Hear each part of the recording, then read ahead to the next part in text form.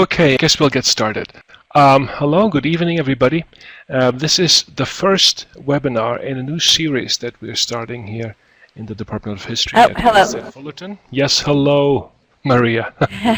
Your microphone is working? Wonderful. And we have no echo.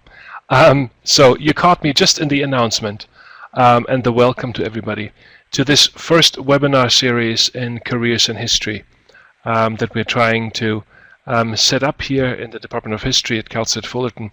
Our goal is to get you all interested in not only studying history, but working with history as a degree. That may sometimes be work as an historian, sometimes it may be work as a teacher, but it may involve many other things. And over the course of the next 1.5 years, we will have 3 webinars a semester, trying to introduce you to different alumni working in different career paths. So the first one, and I think a fairly obvious choice, is a career in teaching. For this, we were able to get some interesting contributors to come online tonight. And this is basically what we'll be doing tonight. I hope you can all see the presentation here. So first I'll introduce you, or rather the members of this panel will introduce themselves to you. They will tell us a little bit about their day-to-day work, and then we'll ask them some questions about their path from college to career. Now, I would like you to keep in mind that all your microphones are switched off for logistical reasons, but you can at all times write questions in the chat box here on the lower right. I will monitor that field and I will take notes for the presenters so that at the right time I can field those questions. I can send those questions to our participants. So we will talk about the path from college to career, then about the work environment, and then we will look more specifically at some of the goals we have for the BA and the MA and discuss in what way that really prepares you for your job. In conclusion, our contributors will have some lessons to share, some advice to give, and then we can really open it up to everybody's questions, which can come to every participant and on any issue related to this career topic. So if there's no other question right now that we need to address, then we can move ahead and introduce you to the panelists. I'm going to take it from right to left. On the right, we have Isaac Lee at Diamond Bar High School. Isaac, tell us a little bit about you.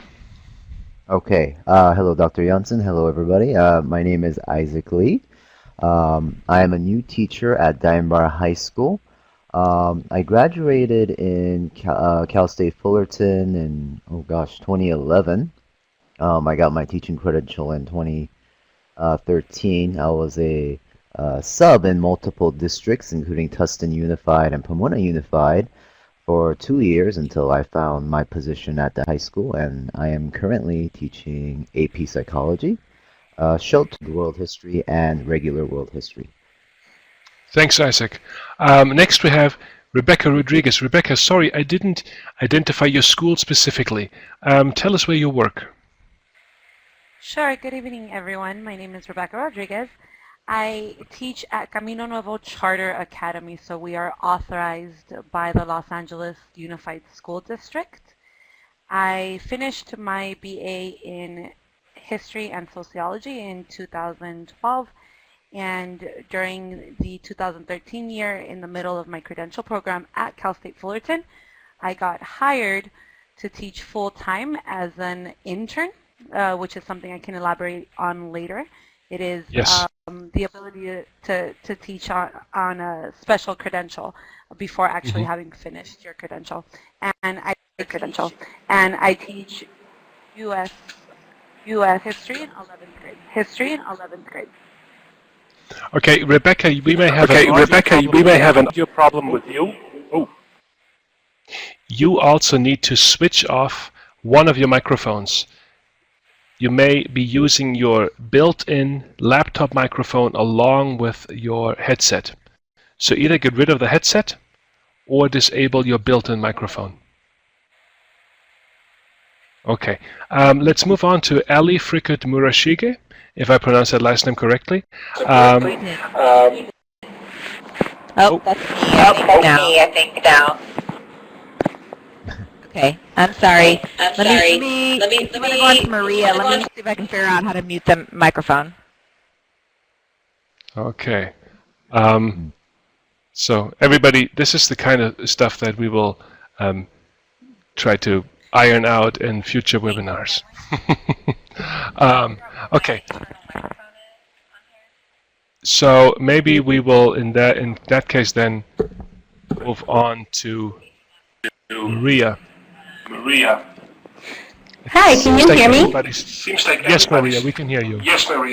Okay, and do I also now have a really strong echo, or is it fixed? I think your problem is fixed. No, we still have it. Okay, I've disabled it, so I'm starting to think maybe it's not me. This is my device that I've tried, so I'm a little bit at a loss as to what to do next. You know, I disabled Ali's microphone. And now I'm disabling Rebecca's microphone. Okay. And we still have it. Okay, you still have my echo? You know, it's only me. So maybe if I just shut up. Oh man. Okay, the other go ahead, participants Maria. aren't getting a strong Go ahead, echo. Maria. Okay. Okay, try it. So Okay, mine. Okay. Is Ali presenting now? Okay. I think I fixed it. Ali, go ahead. No, I guess I didn't. Sorry, I just tried to mute it on my control panel. Okay, I'll wait. Go ahead. Okay, so I'll go ahead and try. I'm really hoping that it's not me. If the other participants can let me know if they also hear a strong echo, I would really appreciate it. But my name is Maria, and I actually am, okay, cool. Thank you, Alyssa. I'm actually not a Cal State Fullerton graduate. I'm the only one of my siblings that did not graduate from Cal State Fullerton. I did political science and history at Berkeley. And then I actually did a master's in European Union history and politics before working for the European Union Committee of the Regions. I was working basically on history of immigration and how it impacted political ideology and association to a nation state. And then I actually took a turn and started to teach through Teach for America. I taught middle school social sciences in Baltimore. Okay, great. I'm going to actually now not say a thing. Because this echo is very annoying. Guys, we have to fix this.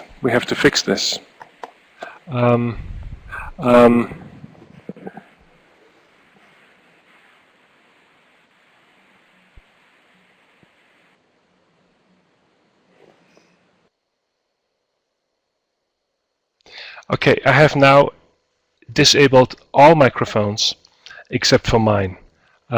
If there is an echo, please type this in the message board. Guys, I'm very sorry that we're having these issues. This is going to be something we'll improve in the future. No echo. Okay, so it's one of our contributors that has two microphones running.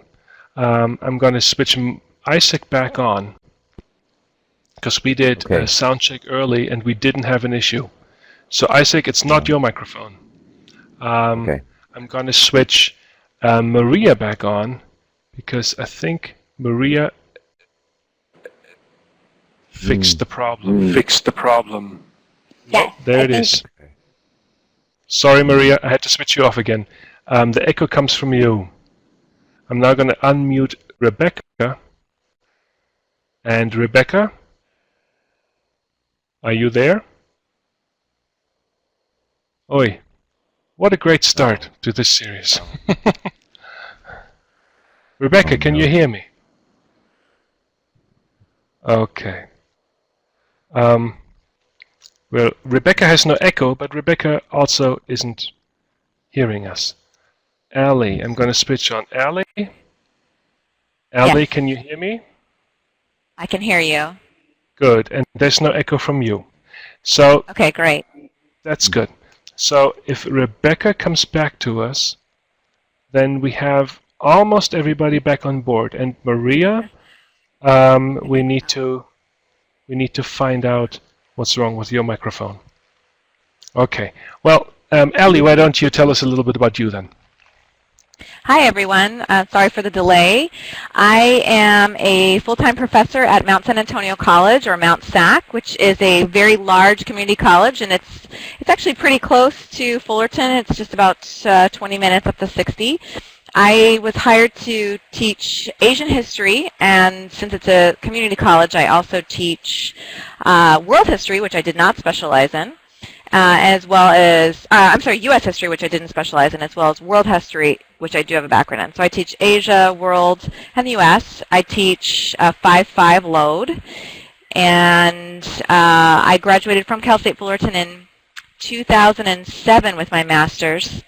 I taught at a community college, at Coastline Community College, for 1 year while working on my GREs and applying to PhD programs. And I was accepted to UCLA and UCI, but then I ended up getting my full-time job. So I went with that route and have been very, very happy ever since. Great. So we have 3 very different careers and one very different career option that Maria will tell us a little bit more later once we've got the microphone issue resolved. I suggest that we just move ahead and give Maria some extra time later on to talk a little bit about Teach for America. But I think with these 3 panelists, we can address some of the questions that I think most of our listeners today really want to hear. First of all, how great is teaching really? Is it the job you always wanted, or is this something that in retrospect is just one of many possible careers for you? Should I start? Yes, please.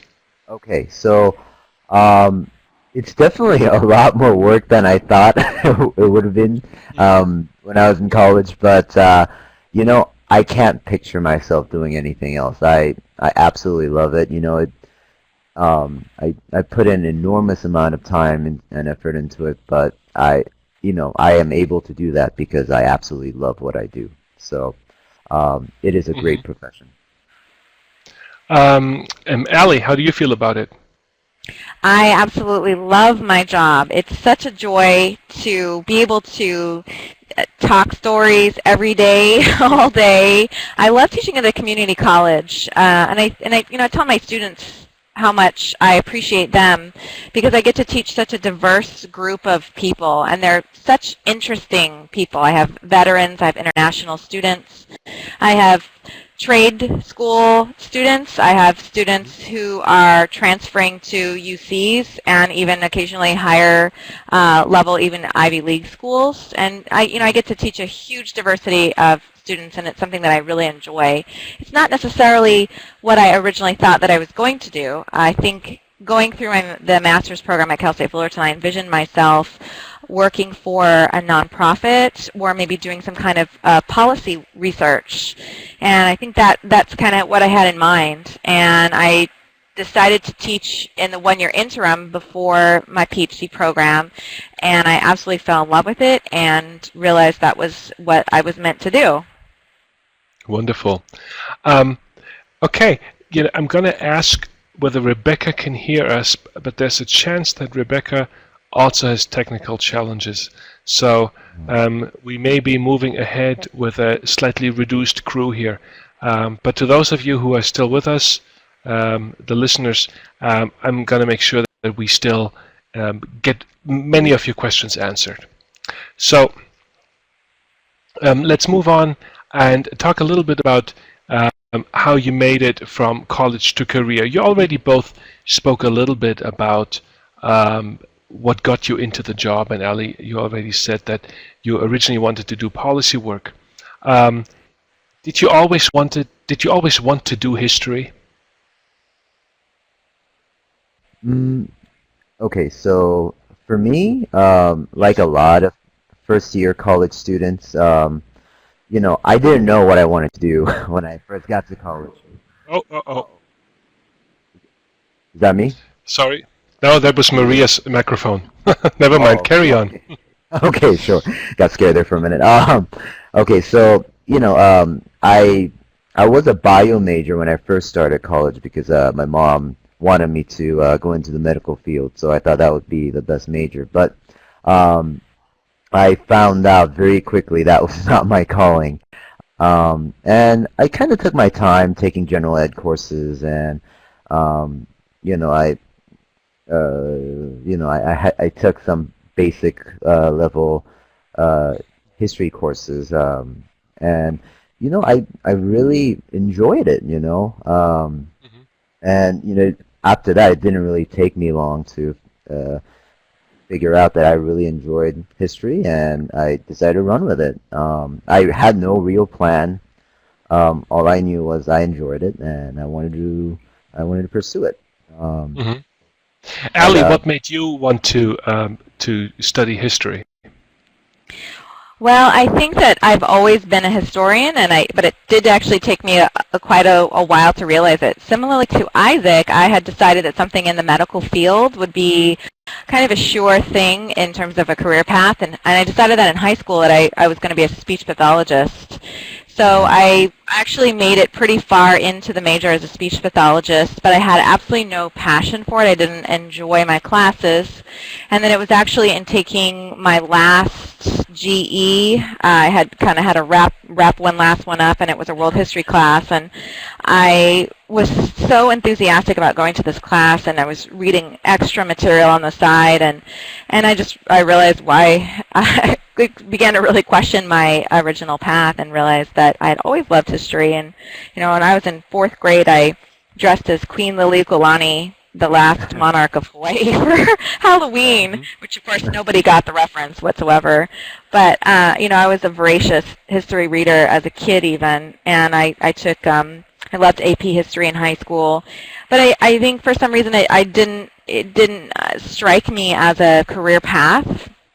Just something that I was sort of interested in on the side. So it was actually really, it was an adjunct faculty actually at Cal State Fullerton who really opened my eyes to history as a major, and I just never looked back after that one class, realizing that was my passion. And that was a GE class, you say? It was World a GE History class. Mm-hmm. Wow. Okay. World History class. Now, yeah. For both of you, you had fairly responsible, reasonable majors before you switched to history. So, what did your family think when you changed and said, "Oh, I want to major in history"? Oh wow. Okay. Well, I come from a Korean American family, so there is an expectation for me to go into either medical field or engineering or something like that. But luckily, my mother was open enough where she she was okay with me pursuing something that I loved, and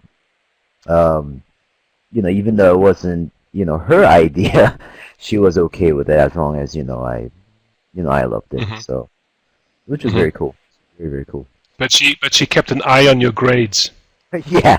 Well, I wasn't the best student in high school, but I have to tell you, when I got to college, I fell in love with history and academia, and I met so many wonderful professors that kind of really sparked my interest. and this is one of the reasons why I got into teaching. And you know, there were no issues in my grades. Yeah. Let me put it Yeah. that way. Ali, did you have resistance in your family or skepticism? Well, luckily, my background was I didn't have the same kind of cultural constraints. It sounds like probably Isaac had, from my family at least. And you know, I was raised by, you know, both my parents were very liberal arts-minded people and saw the value of a college education for reasons other than a career path. So I guess maybe I was lucky in that sense that and privileged, I think, and that's something that I see when I look at my students that don't have parents that even support them going to college, period, much less support them going to college for reasons other than just a simple career path. So I have 4 brothers and sisters, and 4 out of the 5 of us ended up as teachers. So, you know, I guess my parents, they didn't push us into that career path, but something about the way that they encouraged our education led to that. So, you know, sometimes when I ask students in the class what they think they can do with history, sometimes they sort of shrug their shoulders and say, "Well, you can always teach." It often comes across like a fallback option rather than a choice. right. Now, Ali, you said it sort of came on you as you were pursuing something else. Isaac, did you imagine teaching as a career, or were you one of those who said, well, what do I do with history other than teach? You know, I didn't know what I wanted to do with it at first. You know, I enjoyed it, so I studied history. I enjoyed psychology as well, so I was studying psychology at the time. So I was just kind of going, you know, step by step. But you know, like I was saying, some of these professors had a really big impact on me, and you know, I really like the idea that, you know, I could be doing something like that, you know, where I can reach out to young minds, you know. So I think it wasn't you know, it was definitely not a fallback. It was something that I definitely you know, thought about. It took a long time in you know, thinking about it, and my heart was in it, you know. So it was definitely not a fallback. Now, I had a question here earlier from Alyssa. She wanted to know how difficult it was for you to get these positions. Ali, do you want to start on this? And I know Isaac has a story to tell here as well. Sure. Yeah, I think this is a good question. Community college positions are few and far between, and there's a huge number of people that apply. So I think there are things that you can do to maximize your chances of landing the job.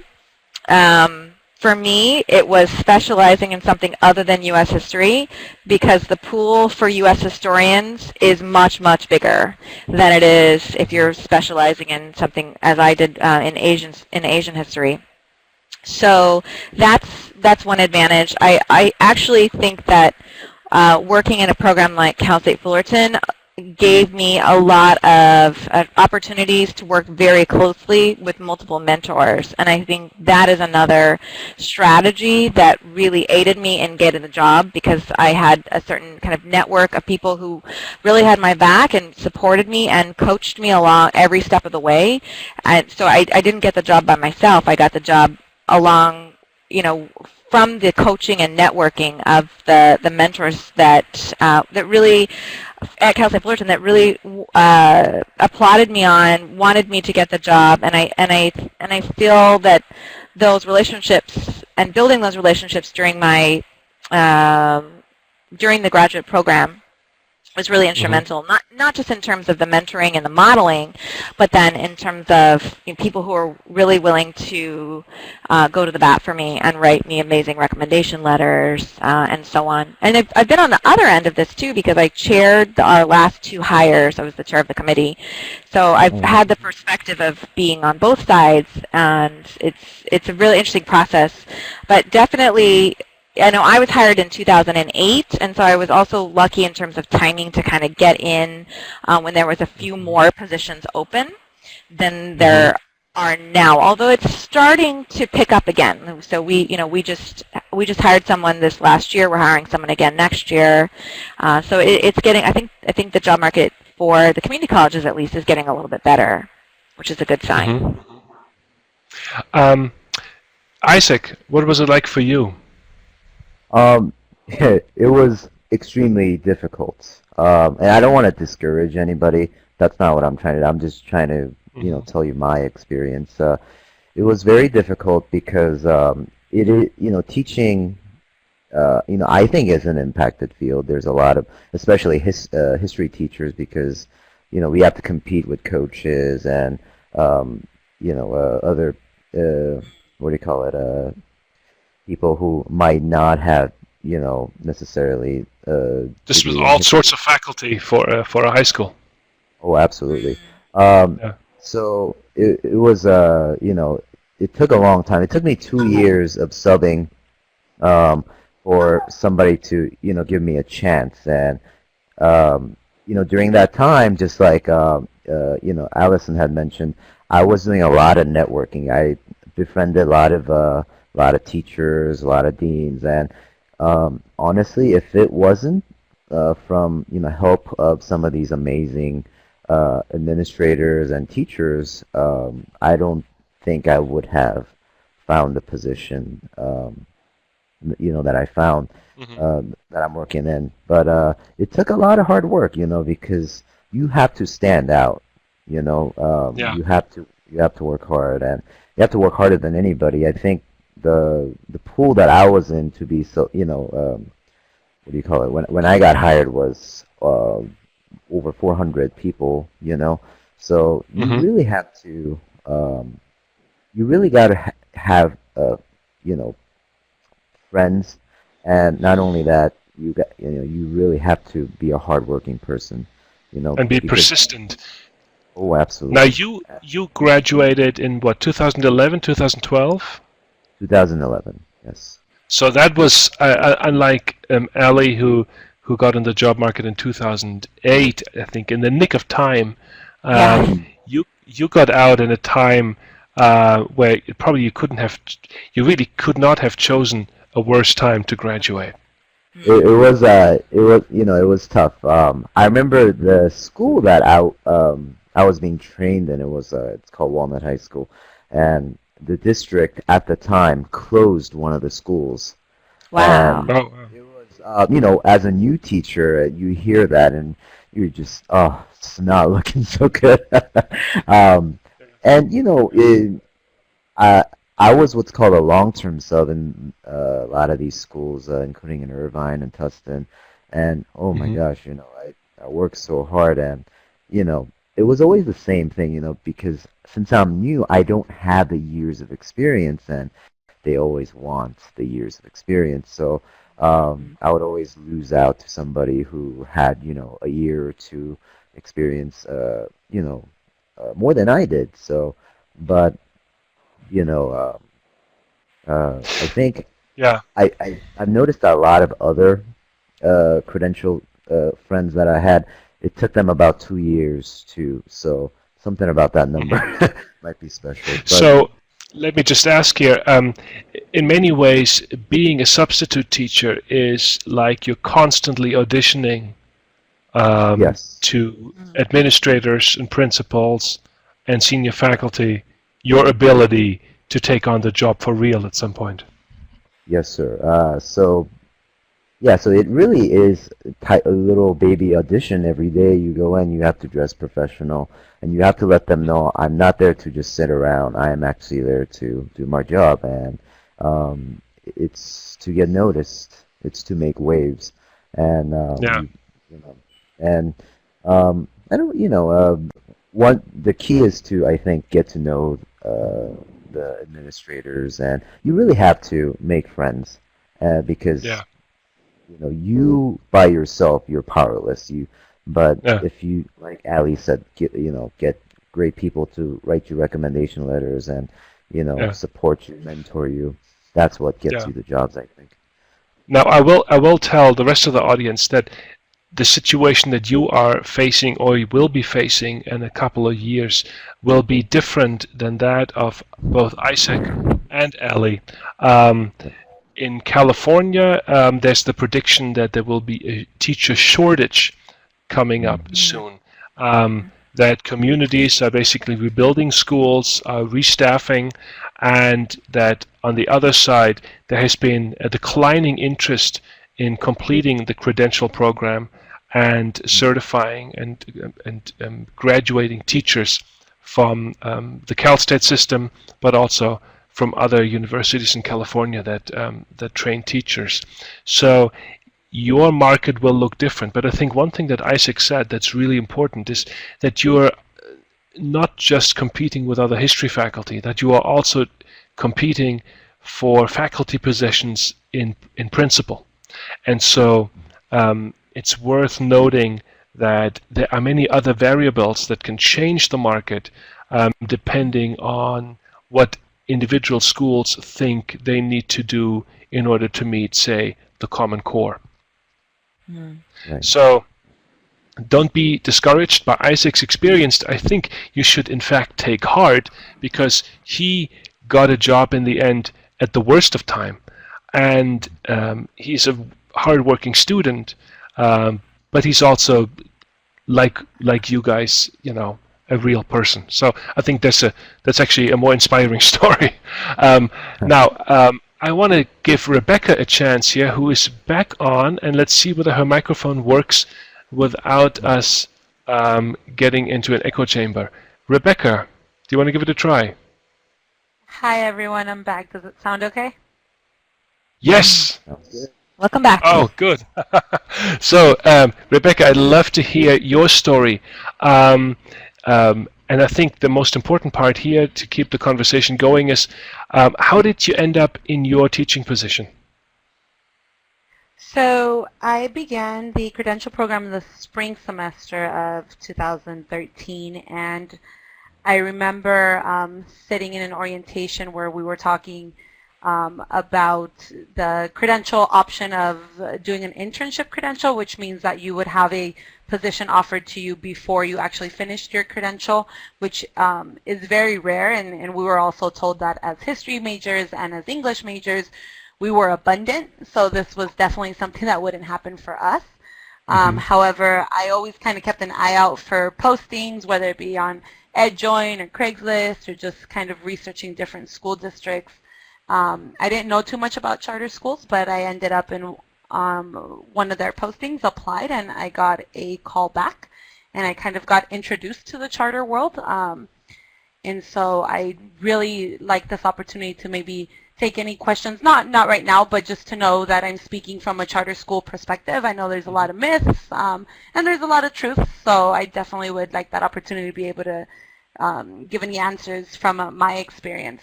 But I was called back. I went through a very lengthy interview process, and I was offered a position for the fall, which technically meant that then I had to become a full-time teacher under a credential, and I did not finish my student teaching in a traditional setting. Pros and cons Yeah. to the experience. But. Now, let me ask you, what would you say are the biggest differences between teaching in a regular school and teaching in a charter school? So charter schools, depending on, they call them CMOs, Charter Management Organizations, so depending on which one you work for, some of the names are like Green Dot, Everest, Camino Nuevo. Depending on which one you work for, it could be very different, but I would say one of the biggest differences for me that does have a little bit of experience in the traditional school system was class sizes. Class sizes vary between 17 to 24 students, and this is at the high school level. Isaac, how big are your classes? Sorry, Rebecca. Not a problem. My biggest class right now is 38. Okay. But sorry, Rebecca, I just wanted to make sure that we have the comparison there. Yeah, no, definitely. So, sorry. I have no idea what I would do with 35 students. I've been spoiled. And then also the freedom with curriculum and content choosing. we are very much so involved in the process. I know I've heard some stories from other teachers about having to follow, cookie cutter curriculum or having to stay in the same pacing plan with other history teachers. And at charter schools, we are very much entrusted to make the best decisions for our students, and as long as they can be justified with sound pedagogy and assessments and the use of data, then we're basically free to create our own pacing plans and use our own curriculum and really choose the focus and intent of our class, which can sometimes be overwhelming, but overall is amazing. I would say the other big difference between a regular school and a charter school is, of course, also the student population, right?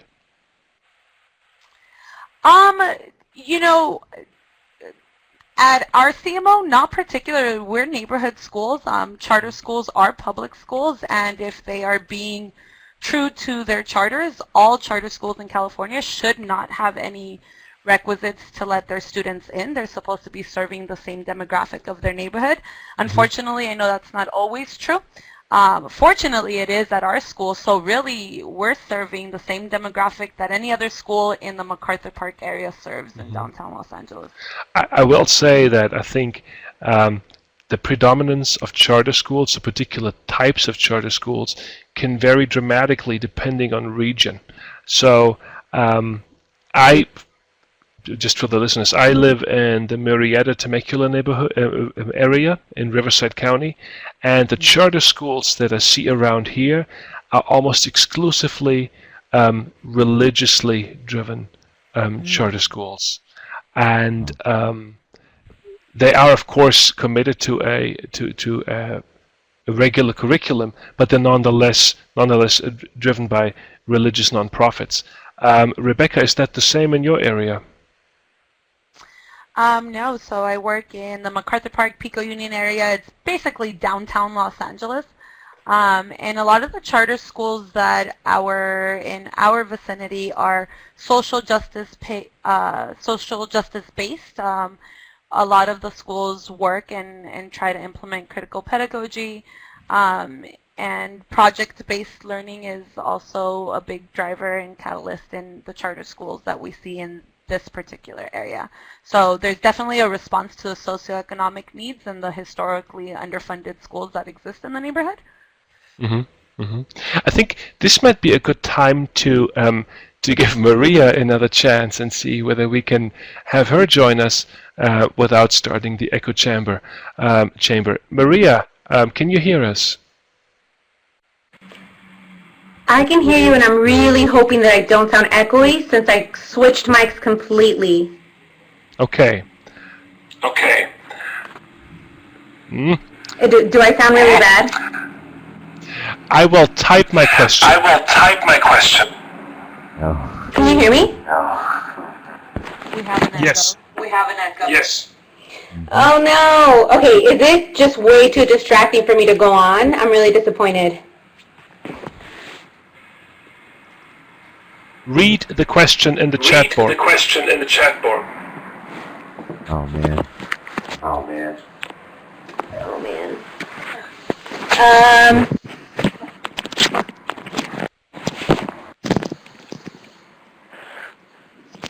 Okay, I will type as quickly as I can and try to reduce how much I speak since it sounds like it's bad. Oh, you can talk.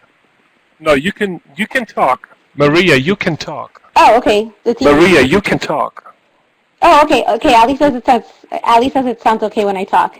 I think charters can, just like Rebecca said, when they're done right and when they're true to their mission statement, they're a really wonderful option for people to have in neighborhood schools.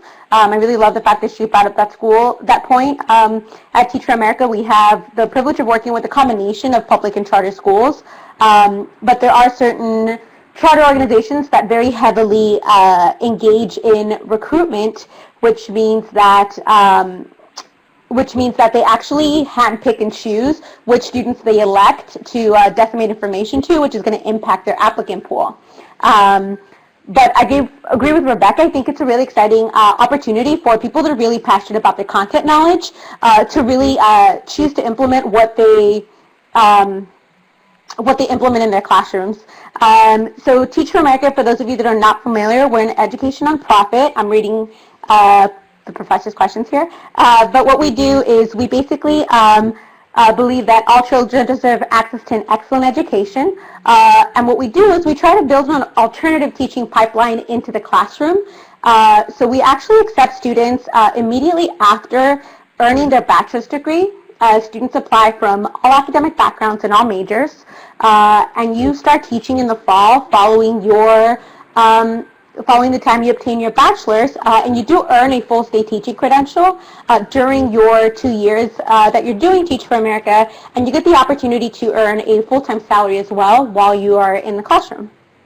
So that's what Teach for America does. We're basically really passionate about ensuring that kids in low-income communities have a really large applicant pool of teachers to choose from. As I'm sure a lot of you know, people aren't exactly lining up the door to teach at some of our tougher, more challenging schools.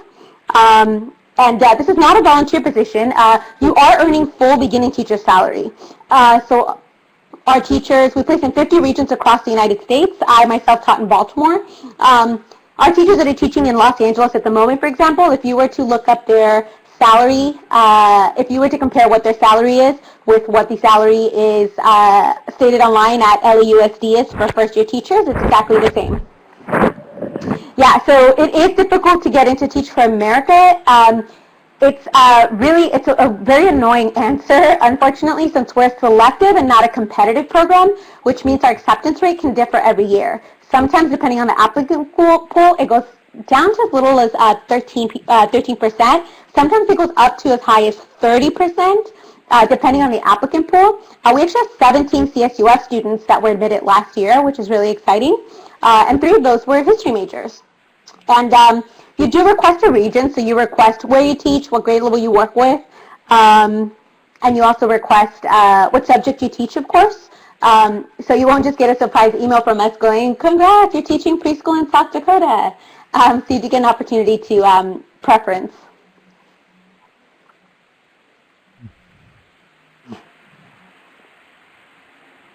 And what else? I'm not sure what I should talk to you about next, but for me, basically, Teach for America really impacted my decision to come back and be an educator.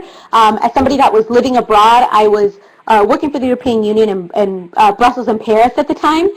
So for somebody that was already a working professional, utilizing her history degree in basically policy, but very much not on the track to teach.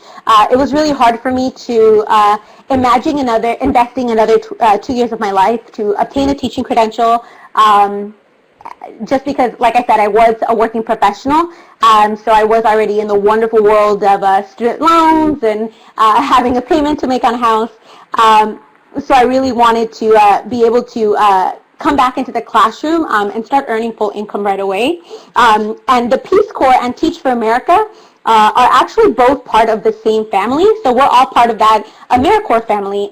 So the Peace Corps, City Year, and Teach for America are all part of the same family, which is why everyone is awarded the AmeriCorps Award, which is an $11,000 education award that you can dedicate to graduate school or undergraduate student loans on top of your full-time salary. And Alyssa, we look for a couple of different things. The 2 things we look for the most, to be honest, are a really strong passion for content knowledge. We really think it's exciting to put educators in front of kids who have a really strong passion for their content knowledge. And we look for people that are specifically interested in working with low-income communities. Teach for America is by a million miles the hardest thing that I have ever done. And, you know, I've worked before doing Teach for America and after doing Teach for America, but it was also the most personally and professionally fulfilling. But it's really tough, as you can imagine, for a lot of our panelists that went through a traditional teaching credential program. This is just kind of a whole new beast. So it is incredibly difficult, but it is also another option. Maria, I just disabled your microphone. Rebecca, did you want to add something? I did. So when I got hired, I actually was part of opening a brand new charter school, the last one in a family of 8 charter schools, the high school. And so I worked in a very small staff, and it was a total of 7 teachers. 5 of them were Teach for America placements. And so I got to learn about Teach for America through having my colleagues be part of the program. So they were first year. I mean, a lot of them were straight out of college, had really only the Teach for America prep during the summer to then be placed in the classroom. And so it was interesting to see their process, and Teach for America did a really good job of supporting them and sending, I forget what the titles are, but sending people in to come do observations and help coach them, and also work with the principal to provide more resources. So it's definitely an awesome option for students that, you know, honestly speaking, need full-time employment, and we're seeking a teaching route anyways. I think for those of you who are listening and who are willing to, you know, add another tad of adventure to your already daunting search for a career, to, you know, maybe apply for this Teach for America position and request a region that you otherwise might not find yourselves in. If you are unattached, if you don't have, you know, a needy cat or kids or a family to look after, there's nothing to stop you from going to Detroit or going into the South and spend some time, experience something really different, really pushing yourself out of your comfort zone. This is, in fact, one of the things that often is a great career builder. You know, you can really get yourself into a whole new world of opportunity if you do something that's difficult and something that you otherwise might not be prepared for. Ellie, did you have a thought on that? Oh, I just fully agree with you. I think that's wonderful advice, and it's actually something that I advise my students when they're choosing schools to transfer to. I actually really encourage them to try and not choose something in the region, but to push themselves out of their comfort zone and grow as a person. And I think that's good career advice. It's good education advice to try and go outside and do something different and have an adventure when you can. Okay, very good. Listen, let's move on a little bit on the kind of questions we want to cover here. This may not be a suitable question for all of you, but I wonder whether, you know, especially actually I thought this about Isaac. Isaac, you teach psychology. Yes, I do. Are there colleagues that teach the same field and they look at you and they say, you're not qualified to teach psychology? Who's giving you that assignment? Okay, so I have I have three. There are 3 AP psychology teachers right now in my particular school, and it's quite phenomenal because most of the time you'll have 1 AP psychology teacher, but we have 3, and it's a bit competitive. I've had people who try to take it away from me actually, but like we've had math teachers who are interested in my position, but it really doesn't matter what your major is. It really matters what your credential is. And you know, the one particular math teacher I'm thinking of, he was interested in it, but he does not have the credential for it. So there's no way he can teach unless if he goes out and get the, you know, second credential. So which isn't too bad. All you need to do is take a test. But yeah, so the reason that I got hired at Diamond High School is because I have taught AP Psychology before. So there. Okay, you know, so this was not completely out of your depth. Right. I taught it at Tustin High School for half a year, and that was kind of a nightmarish experience because the previous teacher did not leave anything, and so I kind of had to invent the wheel myself. So I was kind of a chapter or 2 ahead of the kids. And it's just, and it's a college level course. You know, I might even say that it might be a little bit harder because it's a year-long course. You know, it's not just a semester. So a lot of info. But you know, most of the time, if you work very well with others, you know, if there's a team that's willing to work, that's willing to share, that's willing to collaborate, and you are a team player, most of the time there are no issues. Yeah.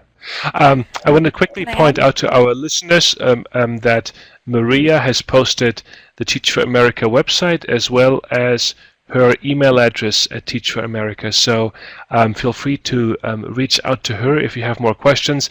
We will also give her another chance later on to speak here in this webinar. It's just that we're keeping her microphone switched off so we don't have the echo issue. Ali, you wanted to Oh, yes. say something. Oh, I wanted to add that I think Isaac's situation points to something that's really important, which is the ability to market yourself in different ways and to have maybe multiple feet in different areas so that you are better positioned to be able to serve different kinds of fields and different kinds of needs. And I think that in any job that you're applying for, I think firstly that as a student, you want to have as many different kinds of backgrounds possible. That's a huge asset when you're going into a teaching job, as Isaac was able to do. I'm sure you were able to kind of sell yourself maybe in an interview or say, hey, I can do these different things. I have this background also in psychology as well as in history. And I think that's a huge asset that's often underlooked. I mean, we can get kind of tunnel vision, I think, in graduate school. But ultimately, the more versatility you have and the more flexibility you have, the better positioned you are for different kinds of positions. Yeah. Rebecca, do you have a lot of colleagues who teach the similar subject but have different majors in their background?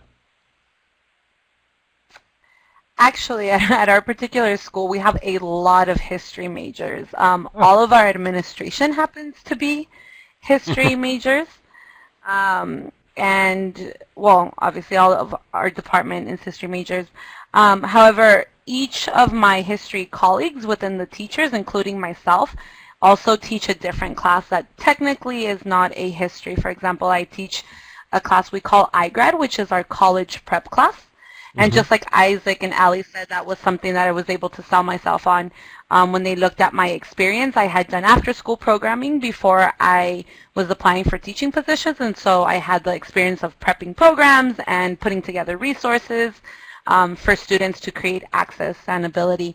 And so I also have our econ teacher teaches a poetry class.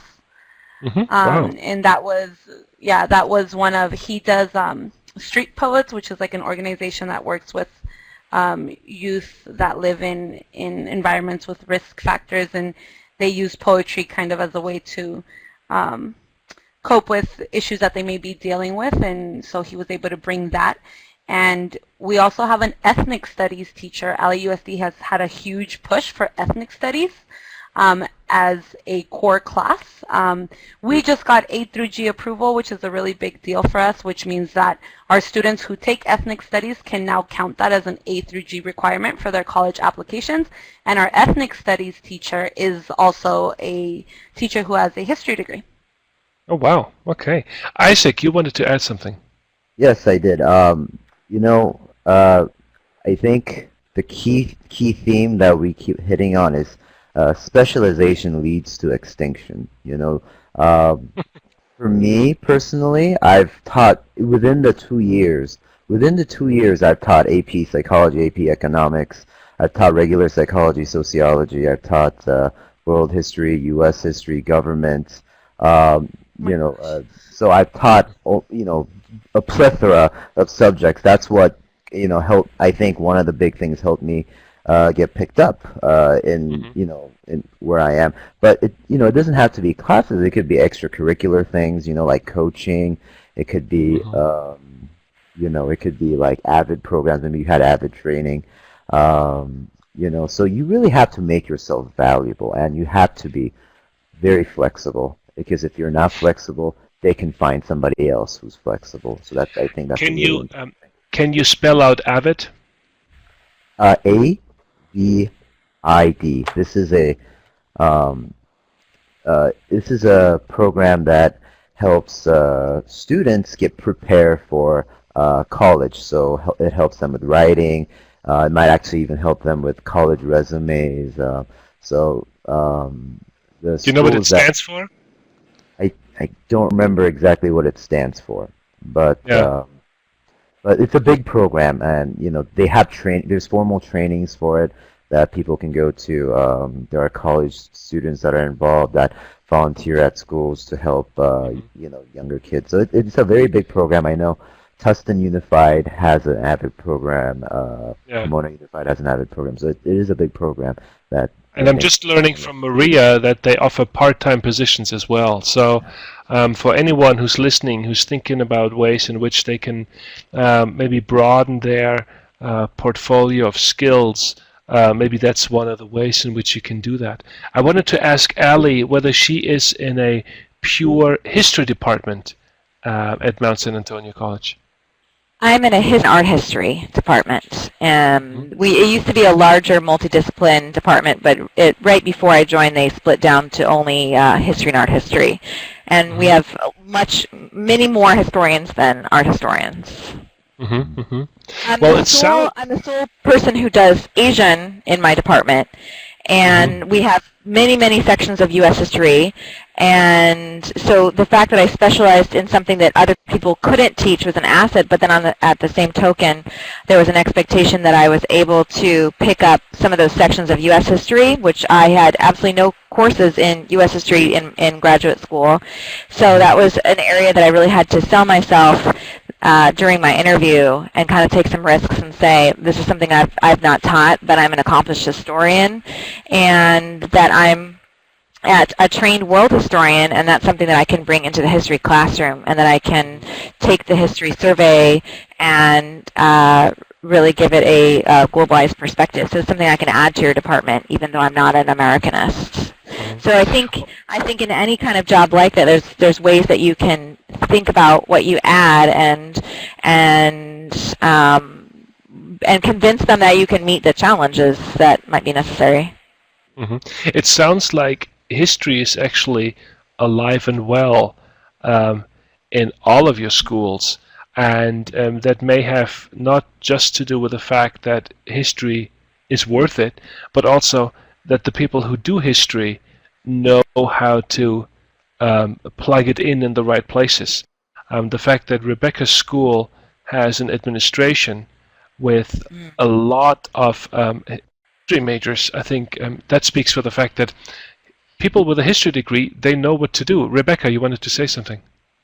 Yes, I think something that is also going to be instrumental in the coming years with the move to Common Core is the fact that as historians, we write a lot with the use of evidence. That is solely the way that we write. And I think that this is why, at least at my school, our department has really become a source of knowledge for the process of writing and how we teach writing with primary sources and the use of evidence. We actually have a conference coming up where the history department is presenting on how to incorporate writing and the use of evidence into cross-curricular items. So I think as history majors, the use and the play on our ability to write and how we learn to write and how we can teach how to write is something that is definitely going to be useful in the years to come. That brings us to another question. Are there particular skills, particular talents that you feel you learned in college and you really employ it regularly? Hello? Oh, is it my turn? I'm sorry. Was that for anyone? Anybody. Okay. Oh, anybody. Oh, okay. I guess I'll go. Common Core came up. That is the standard that is going to stay, and you have to teach the kids how to write. You need to teach the kids how to read different types of documents, whether it's primary sources or secondary sources. Not only that, you have to teach them how to analyze the text and come to some kind of conclusion that you're trying to lead them to. Okay, and all these things we learn in in college as a student of history. All these things are learned in whatever class you're in, and basically you are doing the exact same thing as what you were doing as a student, but now you're teaching it. So especially with the emergence of Common Core, what we learn in the history classes become extremely valuable skills as an educator. I'm sure in the college level as well. In the junior college level as well. But it's definitely a lot harder as educators because it's still very new. But it's once again these standards they're here to stay, and as history teachers, this is what we need to teach them, and those are the skills that we learned. Rebecca, what do you think? Yeah, I definitely agree. I couldn't put it any more simply. What we do as students of history is exactly what Common Core is now wanting us to really emphasize at the secondary and even primary levels. So I think it's definitely an opportunity for us as history teachers and students of history to be able maybe even to delve in the realm of like curriculum design and pedagogy and really start to work on how to transfer our skills into methods that can then be transferred to our students. We've definitely had a lot of opportunities to do that. Yeah. Okay, so for those of you who listen, think of Common Core as your opportunity to make yourselves more relevant. Now I'm going to open the microphone for Maria, who wanted to speak to this issue, and I will not say a thing, and I will just hand it over to Maria. Maria. All right. Maria. Yes, I think I hopefully sound okay. But I think for me, the biggest thing that I gained from history, as somebody that went into a non-teaching career that definitely proved really useful, was actually the ability to do research and data analysis. Those are two skills that are incredibly marketable that I feel like you really develop as a historian. They were skills that were really easy for me to transfer into the classroom. I was still doing a lot of data analysis when it came to tracking my students' progress, tracking the effectiveness of differentiated lesson plans. It really allowed me to share information with my department lead and with my administrators in terms of how we were doing in the classroom. And actually, as a teacher, I really got to further develop those skills and then transfer them back out into the workforce.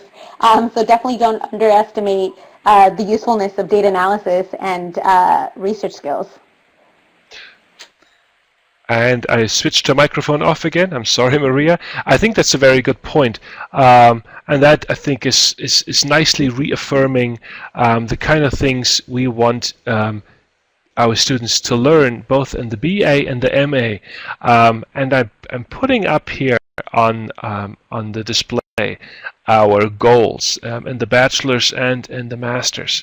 And I wondered whether you guys had any thoughts on this and thought, okay, this goal I never really reached, but I can see now why it's important. Or maybe one of these goals you think, yeah, I master this, and it's really paying off. So whoever wants to go first. I think that, I think all of the goals are incredibly relevant for me, and I think it was really, really daunting for me to try to teach U.S. history, not having studied it in graduate school. But I gave myself a summer. I asked for reading lists from mentor faculty at Cal State Fullerton and from my peers and my colleagues in my department, and I really set myself to studying and working. And what I realized is that to teach a U.S. survey course, that I had the skills necessary as a historian already, that my program had actually prepared me for that. So even though I hadn't actually had the coursework, I had the skills and abilities that I could actually just apply. And every lecture that I wrote that first semester, I almost killed me that first semester teaching this load of five courses. They were all courses I had never taught before, and the U.S. course is totally out of my league. But every lecture that I did was like a little research paper, and it's kind of always only one step ahead of the students. But I was at the end of it, I realized that my program at Cal State Fullerton had really served me well to train me as a historian, that I could tackle that kind of project. And today, I'm pleased to say that my U.S. history class is actually one of my absolute favorite courses to teach, which I never thought I would say ever. But I love it. And it's a course that I teach the most often, and it's a course that students don't necessarily want to take, and I love the challenge of winning them over to at least not hating history by the end of the semester, you know, coming from their, many of them having poor experiences in high school, and it's a lot of fun, and I really, really enjoy it, and it's never something that I would have ever saw myself teaching, and so definitely I think the goals of historical scholarship, theoretical approaches, you know, I really actually all the goals for BA and MA helped me in that. I mean, becoming a historian, I think. Fantastic. Rebecca. Yes, I think like I stated before, especially with the BA goals of critical thinking and historical analysis, those have really helped since those are major goals and our common core expectations for students now. I also look at goal number 1, talking about historical knowledge and understanding, or broad historical knowledge. I think now, particularly in inner cities where we're dealing with a majority of Latino population or non-white populations, being able to really use history to provide more culturally relevant content is something that is not only useful for our students, but I think is slowly creeping to a more mainstream push in our educational reforms. Isaac, did you want to add something here? I think you know, I think Rebecca pretty much you know, hit it on the On the target. head. You know, yeah, pretty much. It's just you know, especially number 2 on the BA goals. That is Common Core. You know, that in itself is Common Core.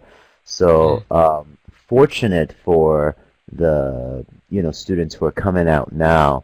You know, their skills are going to prepare them for success in the teaching field. I strongly believe that. Whereas when I got my credential, it was a different standards, and then they had just switched to Common Core, and we didn't know what Common Core was at the time, and everybody's a little bit panicking. But I think a lot of people talk a lot of bad things about Common Core, but for history teachers, this is what we're trained to do. This is what they're trained to do in college. So it shouldn't, it's nothing new, and they can definitely handle it. Yeah. Maria underlined a point Rebecca made, and that is that 26% of all K through 12 kids are in fact Latino. Maria wants to say something on that point, so I'm going to open her microphone one more time. Give me 1 second here. Maria. I agree with a lot of the really wonderful points made. I think as far as the second point goes on the BA goals, I think this is a really, really important skill to gain as a history major. I know that even though I did not have the pleasure of going to CSUF, I certainly think that the second one is something that my history degree prepared me with. I think it's really important as well as somebody who, I grew up in a minority community, I taught in a Black community, and I think the ability to turn around and promote intellectual inquiry and encourage critical thinking and historical analysis as an educator who taught mostly children of color was really exciting because a lot of my students didn't see themselves represented in American history. So I know that definitely having that skill really helped me kind of expand my abilities as a culturally competent educator. One question I did not put up here, and that I just now realized is absolutely central to our conversation, is how do you teach? Ali, you pointed out that every lecture is a bit of a research paper, but what do you? I mean, do you lecture in the classroom, or how do you go about actually conveying the enthusiasm that we so often lament isn't really happening in high school, it's not really happening in middle school, or is still lacking at the community college level? How do you teach? Well, I started off, I think, probably a little bit more lecture heavy, just my very first year maybe. And then I have slowly, as I become more and more confident with the material and my ability to work with the students, I'm on my 8th year now. So I've started to pretty heavily scale back on the lecture and bringing in a lot more hands-on activities that really engage their critical thinking, that really empower the students in the classroom. I always did, primary source document work. I'm just increasingly relying on more and more really targeted group discussions, peer editing projects, project-based assignments, not just papers, although we obviously do those as well. So I think I've been really trying to diversify my teaching strategies more and more as I teach, and because I see this as a benefit. I get to teach the same classes over and over, and so every time I do it, I get to keep making it better and better and better, and I get so familiar with the material that I can come up with creative ways of rethinking the class, really, maybe not dramatically every single semester, but pretty significant tweaks and ideas and ways of playing with it. So, and it's going back to, how did my program prepare me for that? I didn't take a teaching credential. That's necessary to teach at the community college. And I think that even though I didn't plan to necessarily become a teacher, I think I paid attention to the ways that different professors taught, the different strategies. And I think that I was not only learning the history, but I was paying attention to the pedagogy in terms of, okay, I think this works, this is effective, this is not as effective. So I'm really grateful that I kind of had that way of thinking throughout my graduate career, and then I got to work with lots of different people. So I think that was a huge benefit. Isaac, how do you teach? Okay, so this is gonna be a long answer, so please be ready. Make it medium long. Okay, I'll try. I'm teaching shelter kids who are kids. A lot of them are Chinese who are maybe a year or two in the country, very limited English, and then I have the regular kids, and also I have the AP kids as well, the creme de la What a creme. range!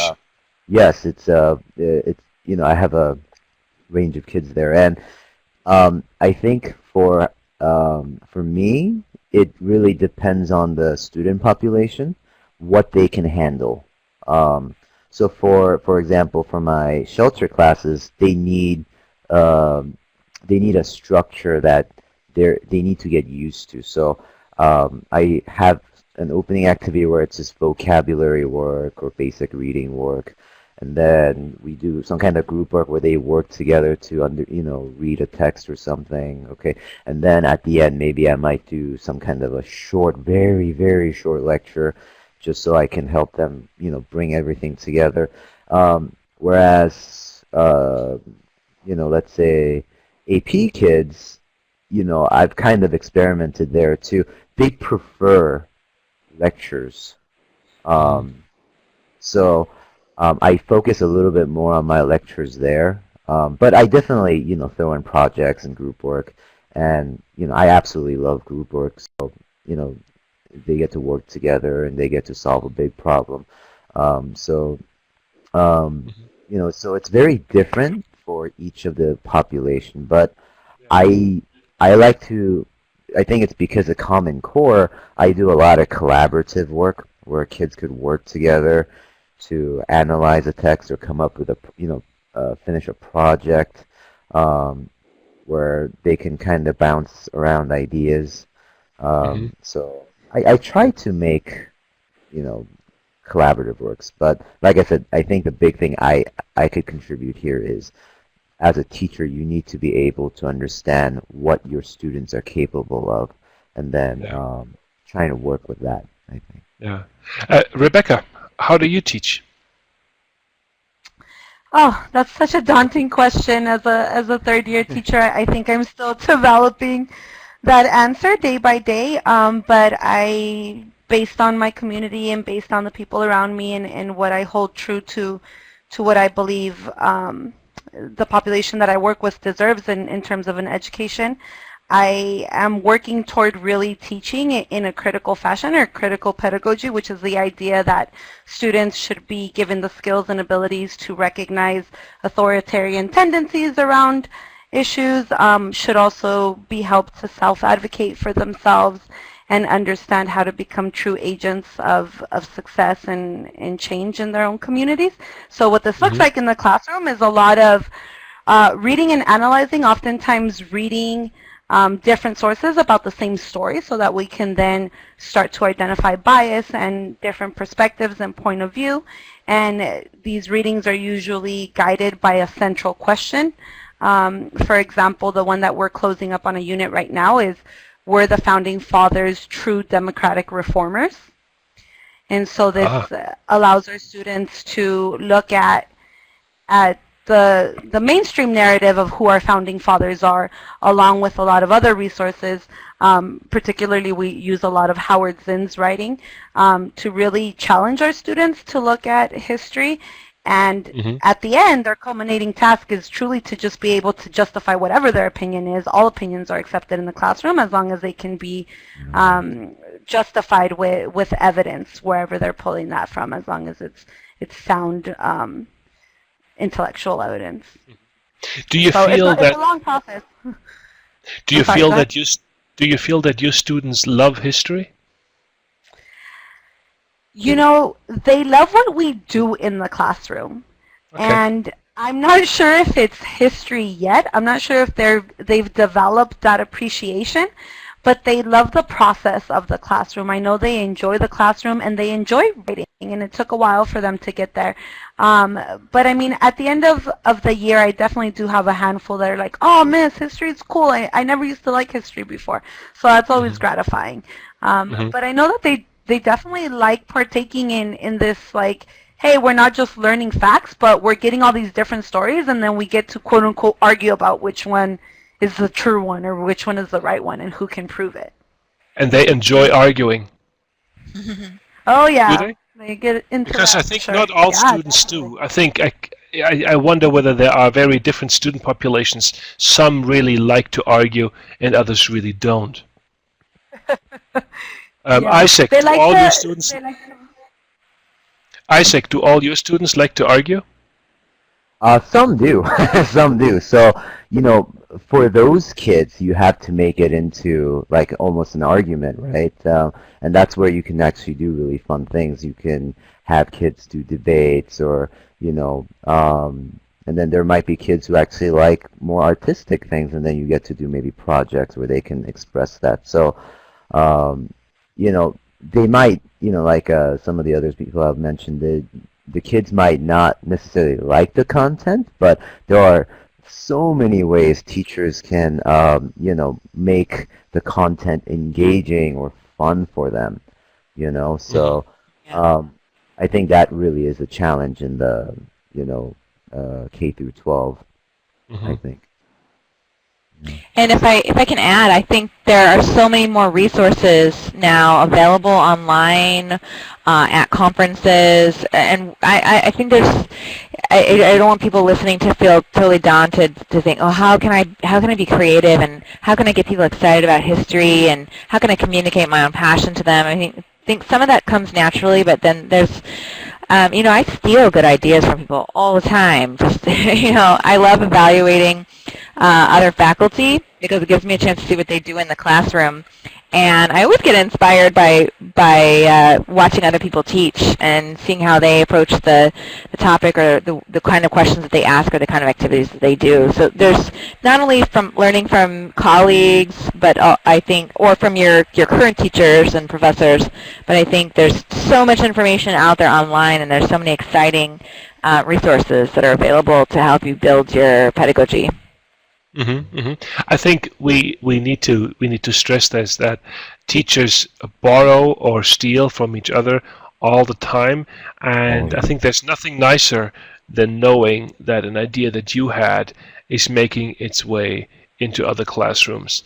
I taught a reading seminar at Cal State Fullerton last spring, and I had 2 teachers participate, and I did a lot of applied projects where they had to basically use the reading material for a professional work-life setting, and they took all these suggestions and took that all into their environmental studies classes at the high schools, and basically told the students that they were doing this for a bigger project, and they got very competitive, and it really percolated through, and this was my best teaching experience to date. Wow. Now what I'm going to do is I'm going to move us forward here. Lessons or advice. I think we've heard a good amount of advice. If there is any lesson that you think you need to share that you haven't shared yet, very briefly, what would be the one thing you think you wish you had learned before, you wish you had known before? That would be good. The next thing I want to do then is to, because we're going a little late here, give people a chance to ask some more questions. So I'm going to let Rebecca take the first one here, and then I'm going to turn it over to Maria before Isaac and Ali can have the last word. So Rebecca, go first, please. Yes, I raised my hand super fast for this one because for me it's so simple. It is network, learn how to build, establish, and maintain relationships. And this is as simple as learn how to introduce yourself in any arena, whether it be like a gathering of teachers, a gathering of students, even right now that we're all together, right? I'm already thinking like, oh, Maria, I kind of have a few questions for you. And like, Allison, I'd love to pick your brain about X, Y, and Z.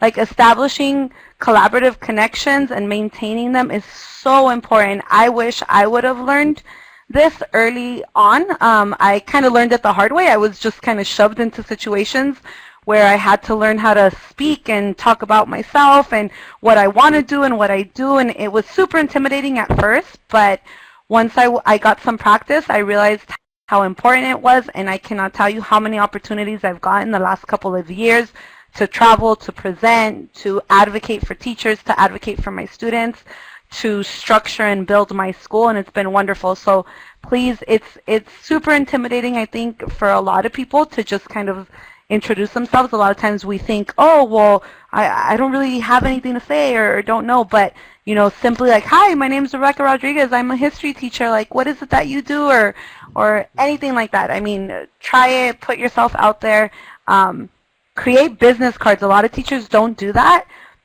Create business cards. You should have a business card that at least has your email address and the subject that you teach. You never know when you're going to use it, and when you're going to need it, you'd be surprised. Mm-hmm. I'm going to give it to Maria. All right. I think for the second one, and something I kind of wish somebody had encouraged me to do, is when you're looking for jobs, definitely apply for things that you think you may not necessarily be qualified for. I think the wonderful thing about being a social science major is that you have a really strong skill set. You have a really strong foundation of marketable skills. And I think that when I first graduated as a history major, I thought, all right, like what can I conceivably do with teaching? I either do something that is purely research-based, or I do something that is purely teaching-based. And I decided to apply to actually a lot of marketing jobs, public affairs jobs. So before working for the European Union, for example, I did public affairs for Johnson & Johnson, just because I thought, why don't I actually take some time to look at some of the desired skills of these jobs that I don't think I'm necessarily qualified for or fit in perfectly. And I found that there was actually a lot of overlap between that previous slide showing the description of what we gain in terms of skills and what employers were asking for. Mm-hmm. Thank you, Maria. Isaac and Ali, do you have any other lessons you want to convey? Sure. For me, I think maybe if I'm just going to boil it down, when looking for a job, or I would say when applying for a job, Be a historian. Do your research. That is probably the most significant advice that I can give. You know, when I applied for my position, I really did not think I was going to get it because I only had 1 year of teaching under my belt, and I knew it was going to be incredibly intense competition for my job. And but I approached it as an experience, something that would you know, that I had to do it at least once would give me a lot of good experience. And I researched the hell out of it. I talked to every person that I knew. I found out people who had been in similar interviews and what kinds of questions did they get. You know, I kind of like grilled everybody that I knew, and this is where that network comes in handy. I really did my research about not only the position but the people in the department, the classes that were being offered. I understood the campus. I did so much background, and I think that really came through for me in my interview process. And being on the other side, I have to say, it really shows when someone has done their research. Our most recent hire, actually, we had a position, kind of a top. We interviewed 10 people, so we had, you know, like 130 candidates. And we ended up interviewing 10. One of them was somebody who just graduated from Yale, and she's from West Covina. She taught in a discipline that we were really looking for, and she really sold us in her cover letter, although she had no teaching experience per se, other than being a TA. But she really sold us that she wanted to be at the community college level, and she wanted to move back to West Covina. That's where her heart was. She had actually attended community college herself. She's a community college success story. I mean, we were so excited about this woman. And then she got on in the interview, and it was really embarrassing for her. She didn't know what she was doing. She had not done her research. She was totally unprepared in all of her questions. And, you know, the interview ended up only being half an hour instead of an hour. And I think that's a clear example that because maybe she expected that her educational credentials were going to get her through the interview. She didn't do her research. She was not a good historian in this particular job interview. Isaac, in 10 seconds or less. I'm sorry. Okay, no, it's okay. It's okay. Find a mentor. Find a mentor who's going to help you throughout this process. It's going to be new. It's going to be scary, and it's going to help if you have somebody that's been there and that's going to help you guide through this this whole process, this whole journey. Okay, I had good mentors, and I found the job as a result, and I have I'm still growing because I have mentors still, and that's very good advice. I do want to point out for those of you who listen that building networks, it is certainly about establishing contact, but most of the contacts, I think, and this is what all our contributors here are talking about, most of the contacts that are fruitful are working contacts. So it is not just enough to sort of keep a conversational relationship with people and always remind them that you exist, but to find opportunities to work with people, whether it is in an internship situation, volunteering, part-timing, or as Isaac did for years as a substitute. It's the kind of work that you do that builds the networks.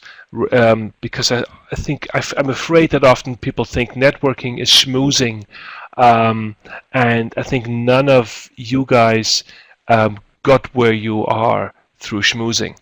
And I hope you all know what schmoozing means. That may be a Yiddish word, so forgive me for that. I'm going to move on now because we are really out of time, but I think that speaks hopefully not just to our technical challenges in the beginning, but also to the good substantive discussion we had here. I would like to know from the audience whether there are any questions particular to any contributor or maybe more generally to the teaching field. Please, guys, write your questions in the chat room now. Next 5 minutes, whatever questions you have, please field them.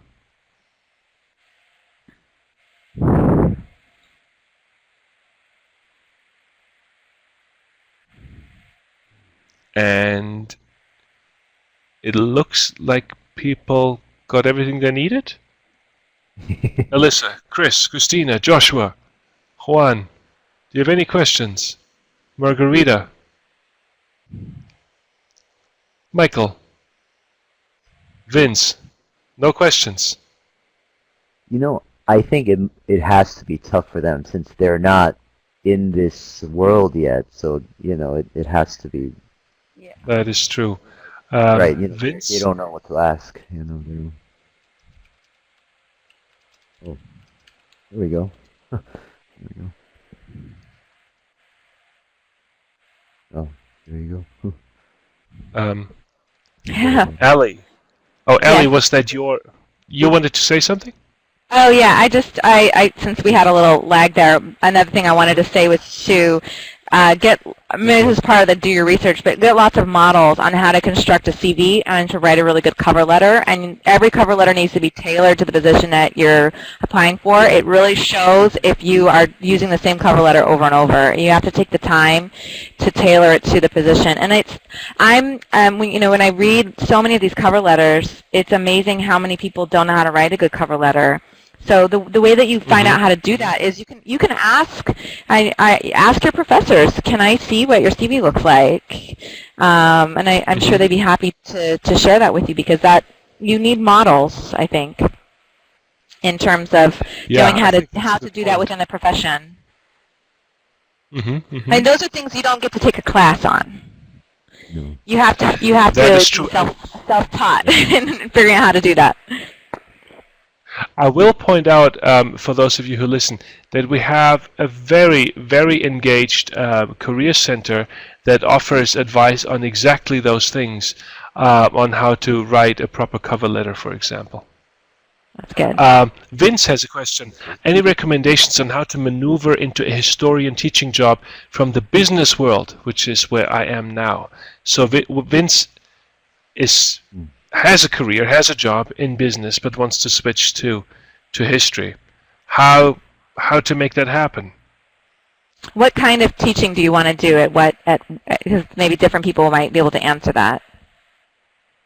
Well, Vince is completing his comprehensive exam, I believe, in American history and European history, right, Vince? At the community college level. At a community college level, you want to get in and start teaching at least one class as soon as you can. And if you have a network of faculty that can recommend you, so everyone has to start somewhere. But to get a full-time position, it's just not. I mean, basically don't even apply unless you have some experience doing that. So any position, even if it's one class, no matter how far away it is, maybe it's not the class that you want, but if you can get a class under your belt, that's a great start. I think that's the most important transition. Having an MA is what qualifies you to teach at the community college level, and lots of our adjuncts, all of our adjuncts, coming in had not taught before when the very first semester that they taught. So everybody's in that boat. Mm-hmm. Mm-hmm. So applying to lots and lots of different community colleges to their adjunct pools, I think is very important. I think Isaac pointed to this too. If you have skills and experiences that you can carry over from the business world into a teaching career, that might be a good idea as well. Right. I do not know your business, so I don't know what that would be. Well, I know for us, you have to have a master's in the discipline in order to teach in an academic subject matter. So, But Yeah. that's going to set him apart from anybody else. True. Most people who go into teaching, you don't have a business degree, so maybe you might be something of a use in the school, not other than just teaching. So you could market yourself if depending on what the school needs. So that's a it great can point. help. Yeah, absolutely. There's Maybe there's lots of positions. Right, absolutely. So you can't just think of it as, I'm just going to teach world history, I'm just going to teach U.S. history. You're not. You're going to teach a whole bunch of other things that you've never even taught before, and you know what? They're going to ask you, and they're going to ask you to do things. I am right now a communications director for WASC process. I don't even know what that is, but I'm doing that now because they asked me to, and I'm not going to say no. Yeah. The other thing is that if you are teaching in a community college, the students don't look at you and think, I too want to be a community college teacher. they have all sorts of other aspirations. And I think just as it is good for them to see a variety of teachers, Allison, Rebecca, Isaac, you guys, are American diversity. I think that diversity should also include people that can show different paths towards a career or a full life. And the fact that you had another career before, I think they would find that fascinating. Absolutely. Maybe I can add something that I don't think really anybody has quite mentioned yet, which is kind of strange, even myself. But if you want to teach in K through 12, you really got to care about the kids. I know some teachers that do not like children, and it's that they hate them, and I don't understand. You can just see their veins pop in, but they're kind of they have tenure. They're getting like 90,000 a year, so they're gonna stay. But it's gonna help if you really enjoy working with the kids. Yeah, Maria just pointed out that she.